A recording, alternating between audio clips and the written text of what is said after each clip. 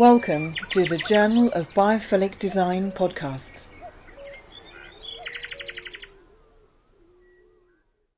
Well, thanks for joining us on the Journal of Biophilic Design today. We've got some news, which I have mentioned in previous podcasts, but I'm so keen for everybody to have access to it. It's on Kindle. So we're launching the Journal of Biophilic Design as an online page-turnable magazine. So please go along to your Kindle and download it. You can order it there. There's also a hardback copy, which is full colour. Or printed on beautiful high-end quality paper, so that's a real kind of keepsake, and it's over 100 pages, 130 odd pages, and there's everything about from plants to cityscapes to rewilding yourself, which we're going to talk about in a minute, and so much more, as well as the science behind biophilic design and lots of different aspects, as well as case studies. And a theme is the workplace this month. So please do come and look, subscribe to the on the website, to the newsletter, the free newsletter, or feel free to email me as well. So, but here we are today. We are I'm really excited to be joined by Mary Reynolds Thompson, and some of you might already know her. She's founder of the concept Live Your Wild Soul Story. We're going to be talking about the transformational effect of nature has on us, also including how you can start living your, the life you dream of. So before I go on to anything else, Mary, hello, welcome. Oh, Ness, good to be with you. That's really great. You're going to tell us about your new book that you've got out as well, Wild Soul Woman, which is going to be a stunning book, and that's out. And I'm going to put a link on the blurb that accompanies the podcast. So anyway, I'm not going to waffle on anymore. So Mary, maybe you could tell us a little bit about what you do, please. Yeah, I'd be delighted. So, I wear many hats. I'm, author, but I'm also a facilitator of poetry therapy. And that's key because that was sort of the portal into the work that I do, which is using earth archetypes and nature metaphors to open up the wild landscapes that live within us. It's about really bridging that false divide between the wildness outside and the wildness inside. And so for me, I always ask this question is, can we rewild the world if we don't rewild ourselves first? It seems to me that we need to really begin to deepen our connection with the natural world if we're going to come up with the kinds of solutions, not only for our own lives, but for the whole, that are aligned with the principles of nature, which is the system and the systems that know how to live collaboratively, sustainably, and all the things that we really long for. But for me, language is potent.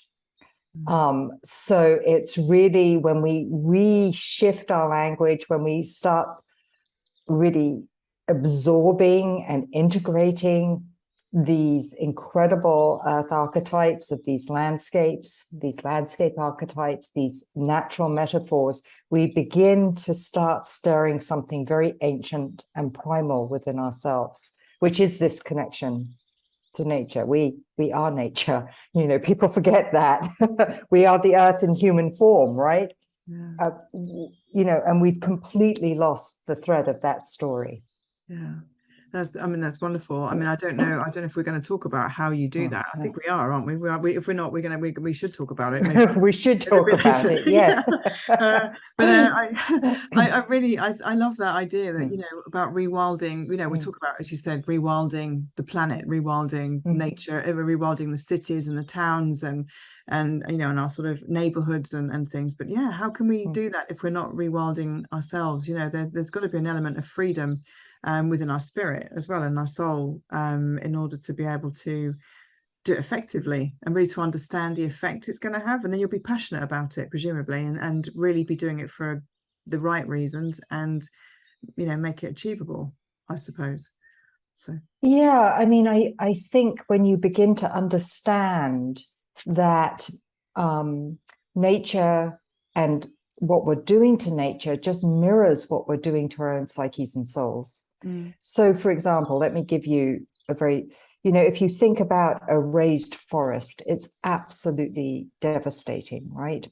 And in so many ways, we are felling our most fecund, creative aspects of who we are.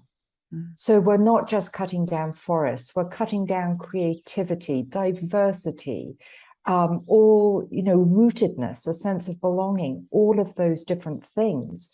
So it isn't as though what we're doing to the earth is unrelated what we're doing to our own psyches and souls. And I think it's really important to recognize that and as we diminish the natural world, we're also diminishing our own capacity to feel that full aliveness that comes when we really realize that deep kinship we have with all of life.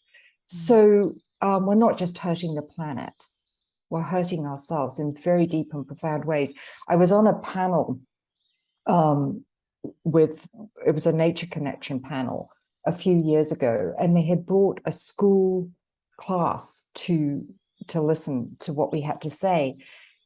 And one of the kids put up his hand and he asked this question that sort of stilled the whole atmosphere. He said, did we think that spending all this time indoors with computers was actually increasing the rate of suicide amongst children? And you, as I say, you could just sort of hear the hush. And, finally, this is what I responded. I said, I don't know. I don't know if that has been measured. I really don't know the answer to that. But I also know that if we spend our lives indoors, on computers, on our iPhones, all of this, it will not bring us happiness. And if we can spend our time outdoors with our friends in real life, touch, connection, play, conversation in and amongst the meadows and the trees and all of this, you have a really good chance of happiness. And I believe that so deeply. And of course, many others do too, which is why forest schools are springing up and all kinds of things. But I think there is this real recognition that the way we are living now alienates us from the living planet, from each other, and from our own actual soul, psyche, authenticity, whatever you want to call it. Yeah, absolutely. As I guess it was profound, isn't it? A young child saying, asking that. I mean, it's obviously that they've either read it somewhere or there's a recognition somewhere, but either way, that's like, that's a profound question to ask for them to be thinking about. That's obviously, and obviously they're realizing that there's another way, that there's got to be a different way, if you know what I mean. They must. Right. So I suppose really then, we've sort of spoke about cutting ourselves off from it. I am going to ask you about your where you came from, and not where you came from. I know we that's a whole different sort of podcast. But on the flip side, then presumably the more connected we are with nature, and the more when we're surrounded by nature in our built environment, then we're happier, we're more connected to ourselves. Is that kind of what your philosophy is really then? Yeah, I think it is. And I don't think it's just a philosophy. I think more and more now, which is really, really good, is that they're proving that time in nature really heals you emotionally, psychologically, and of course physically, because you're in your body, you're moving, all of these things. And I mean, even the effects are lasting. It's not just while you're in walking forest bathing that you are feeling better, but they've shown that has an accumulative benefit. So if you spend a few hours over a weekend somewhere beautiful in a park, whatever, that's actually going to extend into your week, into the stresses of the week. So it's lovely that science is coming in to support what most of us thought, duh, it's pretty obvious, right? That we are happier. I mean, you just have to go to the beach and watch kids and dogs and people playing to know that there's a lot of happiness around, right? So, but it's fabulous that we're now being able to really verify that. And it's ironic because I live, the place I live now is in Marin County, California, and very close to Silicon Valley, which of course is the hub of the big tech companies. They're the ones who are sending their children off for weeks in the summer to go play. They are the ones who are limiting time on the internet, et cetera, playing video games. So, you know, I think there's some irony and also, for me, a little discomfort around that because of they can afford to put these things in place for many, many reasons, but they know, you know, they know the detrimental effects of kids not having time to play and just imagine and be creative without this going on all the time. Absolutely. I mean, what is it about nature that's really enabling and transformational? What for you, what is it? What's the sort of aspect of it that's kind of, you know? Well, you know, it's really interesting. I think on so many different levels I could answer that question, you know. So the level that first came to mind was this one. So it's the one I'll offer, is she was our first mother. I mean, many of us were lucky enough to grow up at a time where we could crawl in the garden, eat dirt, smell, and we felt safe and at home. The fragrance, it's sensory, it's a complete sort of enfolding and a comfort of being held by this amazing being. We feel the warmth of the earth or the cold of the earth, almost like the heartbeat of the mother. And so a great deal of security and happiness comes from that. But when we understand, I mean, for all of human history, we lived in the main outdoors, right? So this is just part of our lineage, and you can't just cut it off. It's just, it's, you know, we don't lose that desire. You know, I talk a lot about what I call the shadow wild, which is, I think that disconnection from nature, because it leaves such a gaping chasm inside of us that we tend to want to fill it with whatever is at hand, which is all kinds of stimulations, addictions, you know, crazy behavior, because we want to feel alive. You know, this is what Joseph Campbell, the great mythologist, said, is there is more than anything, humans want to feel alive. Well, most of us feel very alive when we are out in the natural world in a way that we do not sitting in offices or, you know, in front of the telly or whatever it is that we're doing. That's, I think the key word there you said about feeling alive, and that's true as you're doing it. So that's the complete recognition, isn't it? You know, you're going, yeah, if you're in an office space or in a obviously I've just come back from the hospital again, my mum's in there at the minute, but and it's like you don't feel alive. There's not a thriving, there's not a flourishing, there's not a, you feel it's flat, it's like a box, there's no life around you. And then while you might not be able to put your finger on it, when you come out and you like, obviously the way I drive back is like lots of trees, and obviously it's autumn now, so the lights, you know, and everything's changing. So it's just kind of a bit of life affirmation. When you're coming back, you're like, oh, just breathe. And that deep breath. Yeah, really. So when we shut ourselves off from nature, then you know, when we don't have access to the natural world, when we don't have, you know, visual references, even like with pictures or whatever, or sights and smells and sounds, and you know, well, what happens to us? What happens to us?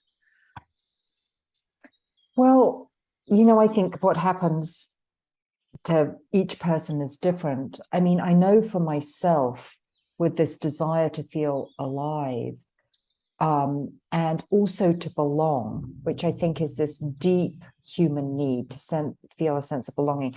And we live in a world where we're moving around a lot, you know, I know I have, where we wonder, do we belong? Do we matter?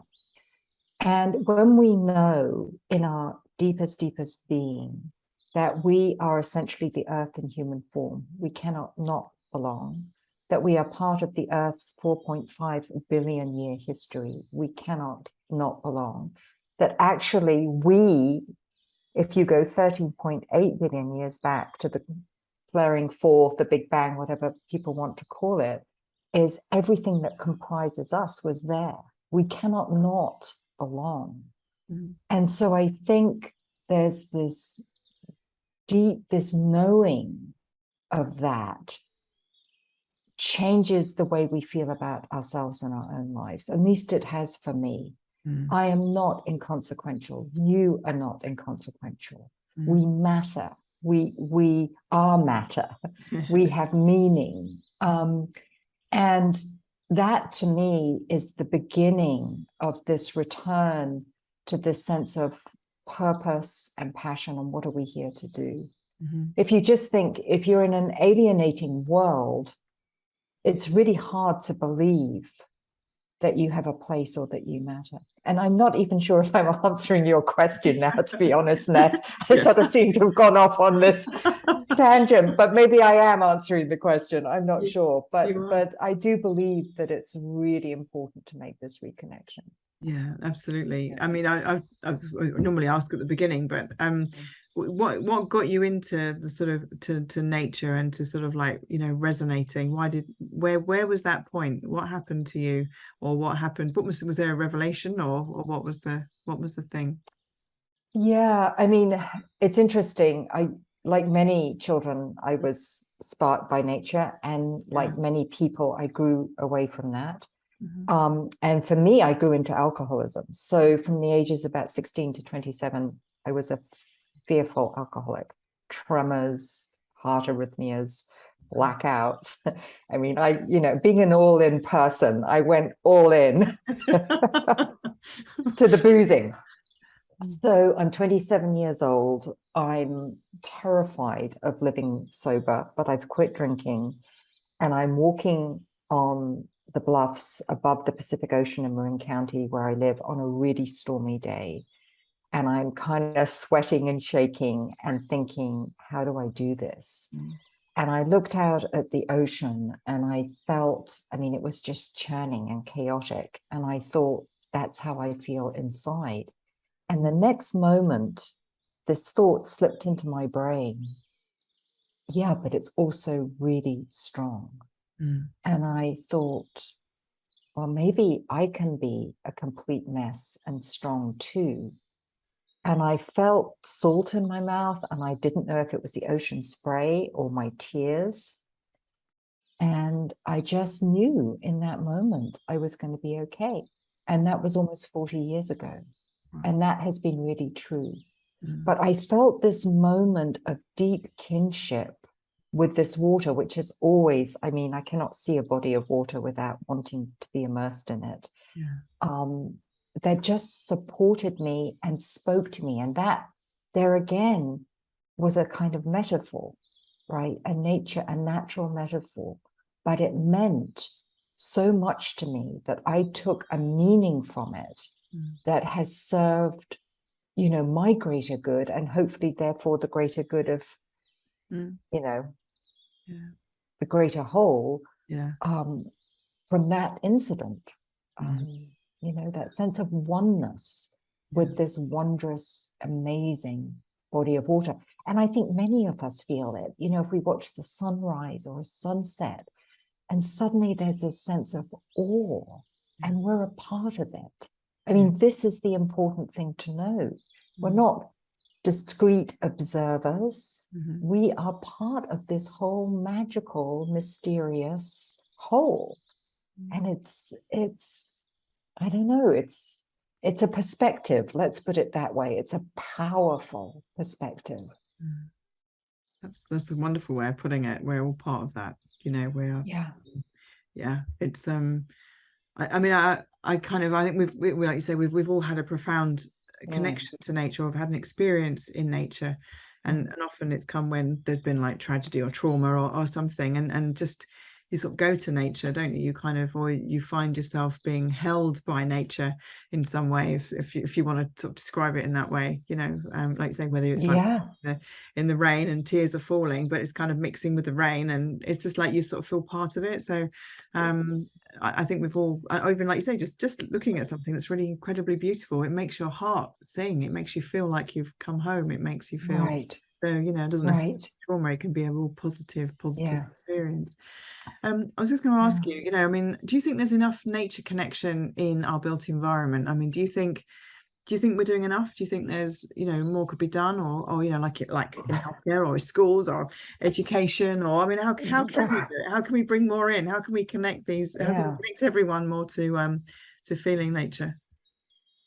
Well, I can't speak as um, clearly about the UK now because I haven't lived there for many decades, but in the US, especially in underserved communities, Mm, there is no nature. mm, There are kids who live close by where we are, just a couple of miles from the Pacific Ocean, who have never been to the ocean. mm, Their schools look like prisons, and in fact, it's almost a school to prison pipeline. yeah. Um, Mm, the playgrounds are concrete. The streets around them are denuded of trees. And we wonder why there are problems in these communities. mm, Um, and not to say that all the problems are going to be solved by creating parks and so on and so forth. But a lot of them will be mm-hmm, safe places for people to play, to walk, yeah. to be in community with each other. Yeah. And so, no, we haven't even begun to scratch the surface Mm, of rewilding our spaces. mm, There are pockets of good news, which is really good to hear, where there are actually places very close to where we are now, where they are going into communities and they want to create parks, and they're involving the communities with what they would like to mm, see in these places. They're not just coming in and plonking something down, but it's a community effort. So yeah, I think honestly, and it even, the bigger thought that that comes to me is, why are we even striving so hard in all these schools and all these offices to do what? To add to, the GDP, to, I mean, eternal economic growth, which is destroying the planet. I mean, it's just the whole thing is so insane. yeah. But nature is a disruptor. I Mm, mean, that's what it does, doesn't it? mm. Because you go on holiday, you see people, they go on holiday, and they're almost frightened to. In America, people mostly don't take their holidays, because if you get a chance to and be somewhere beautiful, it makes you question everything Mm, about how you're living your life, mm. right? So yeah. That's really that's a profound thing to say. Yeah, I mean, and you do you help people actually rewild themselves as well. So I mean, I think it's kind of a nice sort of segue into what you do, really. I mean, So can sort of explain what that is, and then maybe you can kind of give us an example of where you've sort of witnessed a sort of change, or quite, well, I'll talk maybe about a wild soil woman, which is a very specific way I've been working, but I've been working for several decades now with 5 earth archetypes: the deserts, forests, oceans and rivers, mountains and grasslands. So these landscapes reflect and mirror aspects of our own psyches and souls. So if I say to you, you're a desert woman, which I don't think you are, Ness, but you may be, that we have aspects of all of them within us. yeah. It's that deep, deep hunger for silence Mm, and quiet and spaciousness, which is really hard to attain in a culture that would have us be forever fertile, fruitful, and productive, right?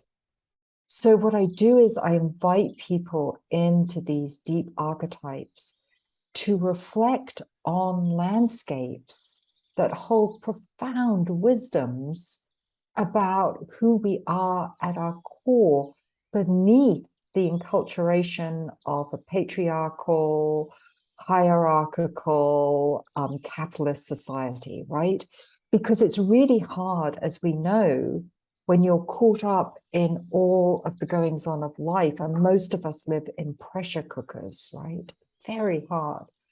So just to take a breath, and in your imagination, even if you don't have access to trees, to shut your eyes and for a moment take yourself into the woodlands and just note the change. And then note why forests work. Well, we know they communicate, they're collaborative, the greater the diversity, the stronger the system.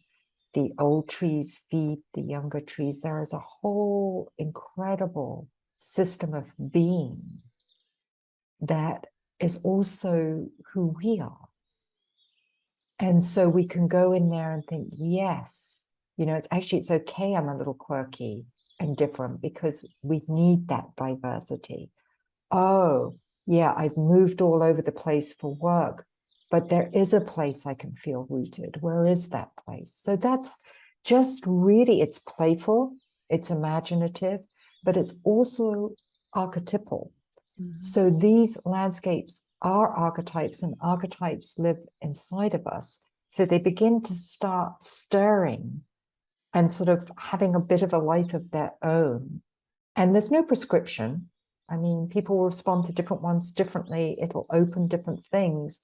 But what I would say is that the one thing that remains true is the problems don't go away.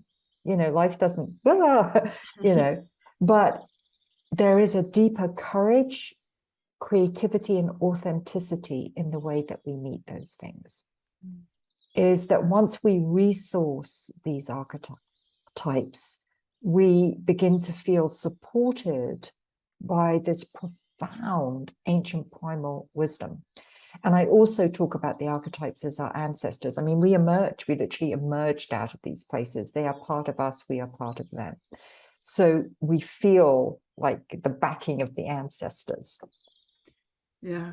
I mean, it's quite, as you were talking, I was thinking, obviously I put in images of nature into different environments, and people select different images of what they want, and I've kind of done a bit of research, so from a different perspective, but it's completely on the same par of what you're talking about, because some people completely resonate with mountains, or they resonate with forests, and it's often somehow linked to their personality types. I mean, I've kind of sort of seen that there's a certain type of personality that goes for that certain type of photo, or they'll go for flowers, or they'll go for, like I say, woodland, or they'll go for, open space, and it's like, let's just find that quite interesting. And you mentioning that they, the way you're approaching it is that we find the space that we resonate with, and then I mean, I'm just intrigued now. I want to know. I'm gonna have to get your book. You'll get your book, actually. So people listening, Wild Soul Woman. The link is going to be on the thing. So Wild Soul Woman. But I find that really intriguing as a kind of way of reawakening something in yourself. I mean, I know when you do meditation, you can kind of take yourself to your special place, can't you? But actually, imagine taking yourself to a special place where it's actually, it's actually going to benefit you and heighten your life journey as well. So it's brilliant. So yeah, and the other thing I would say about that, I mean, there's a wonderful quote by Lawrence Durrell who says, each landscape asks the same question: I am watching myself in you. Are you watching yourself in me? So there's this mirroring, which is what I think you're talking about, Ness, of, we see something of ourselves in a landscape, or something we aspire to about ourselves in a landscape. But the thing is, to be whole, if you're constantly mountain woman or mountain man, then, there are times in our lives, but you may need the desert or the water. You see what I'm saying? So we are definitely more at home in certain places, which informs us so much But then it also informs us when we go, oh, I don't want, yeah, that's not my place, right? It's like, oh, well, why? That's great. So what is that? You know, what are you not wanting to embrace? You know. That's fascinating. I suppose as well, designers listening to this would find that interesting, because there's also a kind of trend, and people talk about, and I mean, Nigel Osland has been talking about like the landscaped office, you know, kind of, and creating zones, and of course we talk about that in biophilic design, and being able to create, and there's even extra ammunition really, if you want to kind of create spaces that resonate differently to different personality types, you know, ultimately. And there's another way of looking at it, what you're doing. Yeah, that's actually really fascinating, because you actually, or where you are in a project. I mean, the first place is probably to get the calm, the quiet of the desert. But then the forest is very much an imagining, following all the threads of the trail. Then it's like, well, what is it you really long for in ocean? I mean, where's the passion? Where are you on mission? Where are you, you know, and so on and so forth. So I'm already Yeah. Call me up, somebody. I want to design this, because it really, each place, and the grasslands is very much about, mountain is about manifesting. It's a time when you kind of, okay, got to get it done. But then the grasslands is about community, is how do you put it out to community? How does it serve community? So it's very much that ending of a project where it's like, okay, now how does it go out into the world? What does it change? How does it affect? So now I'm totally excited. Well, any designers listening who wants to do collaboration, give Mary a call. Brilliant. If you're going to give someone a bit of advice, you know, obviously if people are listening to this and just like individuals on a completely individual level, you know, they wanted to kind of take the first steps to kind of really reconnect with their inner voice. I mean, what would you tell them to do? Obviously, we'd tell them to buy your book, but you know, what would you sort of say? Like, what would be the first sort of step or something that you would tell them to kind of to do? Yeah, I would just do a very simple exercise of inviting people to spend 5 minutes close to nature, as close as they could be, even if it's a plant in your house, that's just fine. Be with it, and then reflect. How do I feel now? What are my thoughts now?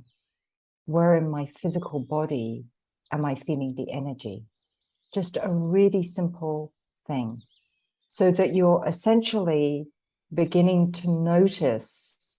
For example, you might notice, I'm looking at your beautiful plants behind you, that sitting with one plant has you feel different things and in your body, in your mind, your thoughts, than sitting with another one.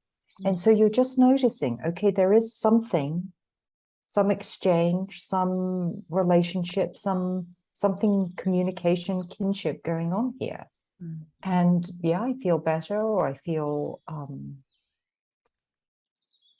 a little nervous. I mean, whatever comes up, you know, just note it and try and make a practice of that, you know, 5 minutes, 2 or 3 times a week, and just see, and then take it deeper and deeper.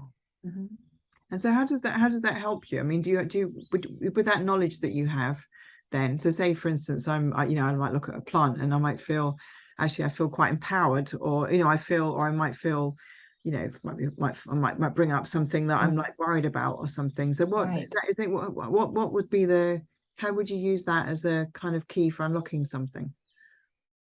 What I would use it as a key is to reflect on which, it's this beginning of this process you were just talking about, Ness, of reflecting on which environments, which parts of nature you feel the most invigorated, the most lively response. So if greenery lights you up, where can you get more of it? Where could you spend more time with it? And just and it's also developing this sense of awareness. You can't grow if you're not witnessing and aware of what is happening. To some extent, the there's this deep need to bear witness to who you are in your own life.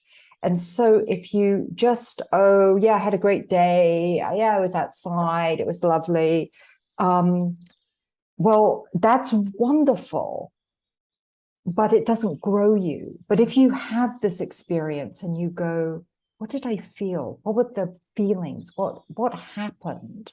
What changed for me? Then you begin this conversation of, what is it I really need? What is it I really want?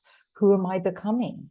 You know, so there's this definite thing with using and writing and journaling that becomes this sort of reflection. You're reflecting on your own life. You're bearing witness to what serves you, what doesn't serve you, what grows you, what shrinks you, right?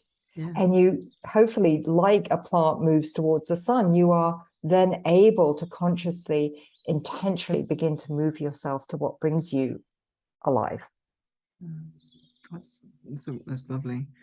And I think obviously designing environments where you then makes that transition, I suppose, within yourself and empowerment within yourself easier, then you're just going to grow and grow and grow, presumably.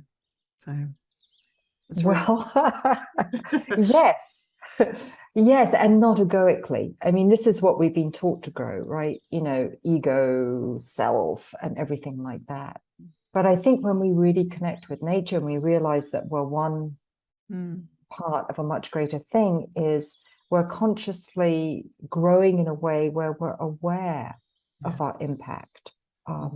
We're not taking up all the space, because we know if, you know, a plant grew to be so ginormous, it would not be good for the rest of the plant. So that there is a right size, not in terms of spirituality or soulfulness, but in terms of, you know, how we are in the world. And so it's a different kind of growth mentality. You know, we talk about growth all the time. I think you've been hearing a lot about it in the UK recently, but it's not the kind of growth that we really need or want. No. We need to grow souls. We need to grow souls. And souls, I believe, are deeply connected to the natural world. So we're embodied in the here and now. The soul is the part of us that is inhabiting this extraordinary body of ours within a sentient world. And so the more we can connect with that, the more powerful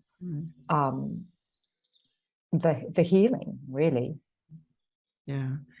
I just done a podcast with David Attenborough's cameraman, one of the guys that have worked with him on the life of birds. And so guy called Michael Potts, and really interesting. Just like want his job, but we're sort of talking about he was just telling about a particular bird that builds its nest and puts all flowers and bright things in to attract the partner. Yes. And it's like, and he'd done that. It's like there's a consciousness there. There's a decision-making consciousness. And this is connected to what you're saying, because, and it's like, we talk about growth, and I mentioned the word grow, but actually it's like it's just an awareness.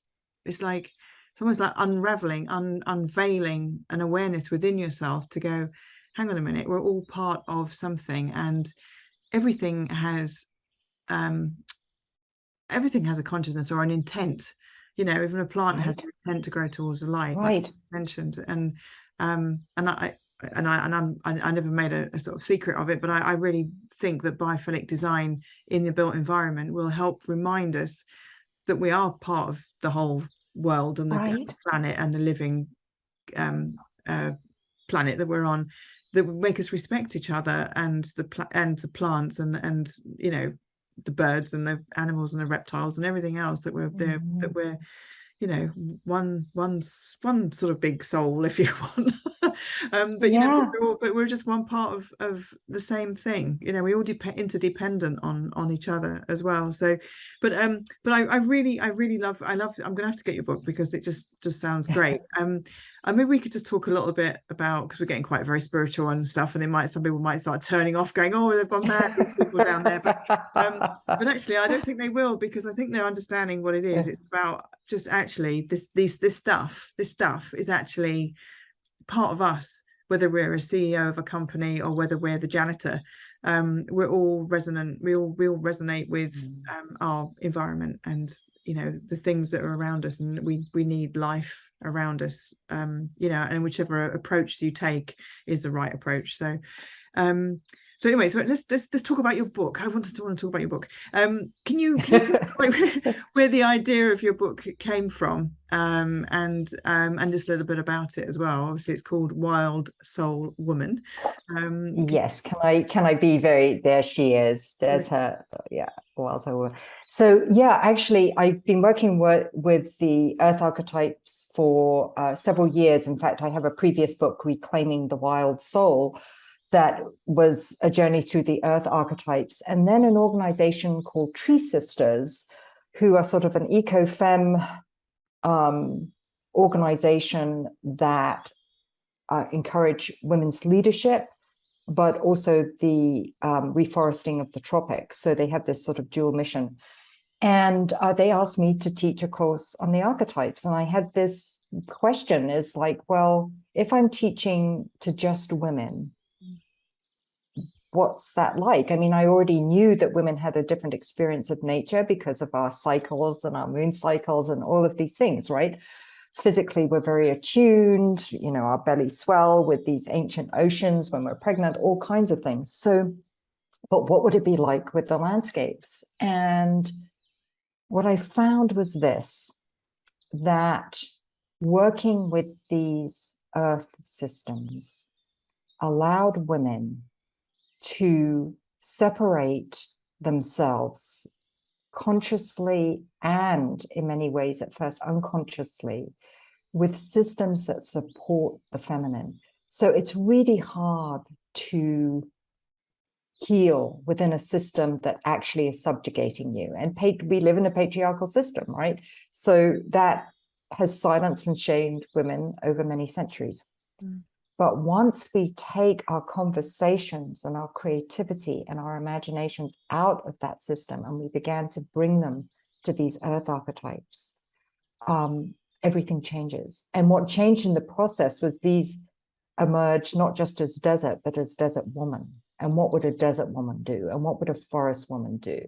So it became this really enlivening, creative, compelling, authentic experience where women were beginning to find the courage to say things and commit to things that they hadn't been able to do prior because of this legacy of patriarchy. But the thing is, patriarchy can't stand in up to a legacy that is, billions of years in the making. These landscapes hold much older, much more profound prehistory wisdom. So it was quite extraordinary what emerged out of women. And one of the things that I think is really important, particularly for women, because we've been silenced somewhat, is that in my work we write and we speak out loud our writing and putting our voices into the world. Just literally doing that is so incredibly empowering. So these were models of ways of being that lived outside of a system that does not necessarily encourage women into their fullness. Yeah, it's beautiful. So people, Wild Soul Woman, get the book. Thank you. Nice. Is there anything else that you'd like to add, Mary? I could ask you a million questions. I mean, I could just keep going. I didn't know whether this was an indulgence or anything, but I thought I might want to end our conversation with something I wrote a few years ago, but it's a kind of a dream for what would be possible. and it's a sort of poem. Do you think that would be? Yeah, I am going to ask you about, if you could paint the world with a magic brush of biophilia. Is that going to That's fit? the answer. That's it. That's the Okay, all answer. right then. Well, in Okay, which this is case, the answer. okay, well then Okay, let's go this is the straight to answer. that. So go for it. Okay. I believe in wild language, in a world that talks of relations, not resources, citizens, not consumers, in gardens tended, food grown in our backyards, cultivation as a means of orientation. I believe in a world where Monsanto is banned, classrooms built of sky, earth, air, and English lessons that run to the tawny grammar of grasses. I believe in a world where rivers flow free, where technology is secondary, not primary, the wild song of the thrush in the woods at dawn and the singing of the stars in the night are cosmic creativity. I believe in the wild tongue, words with earthy roots, shaped by the grandeur of cliffs, pulsing with a sense of place, in poetry and prayer, music and myth, drumbeat and celebration, individuation that is not about separation. I believe in language hungry for connection, for stories not of what we know, but of who we are and can be, stories that hold in their dark belly the seeds of a 4.5 billion year old earth, still being birthed, an ancient energy, a new earth community, and all that is love and unity.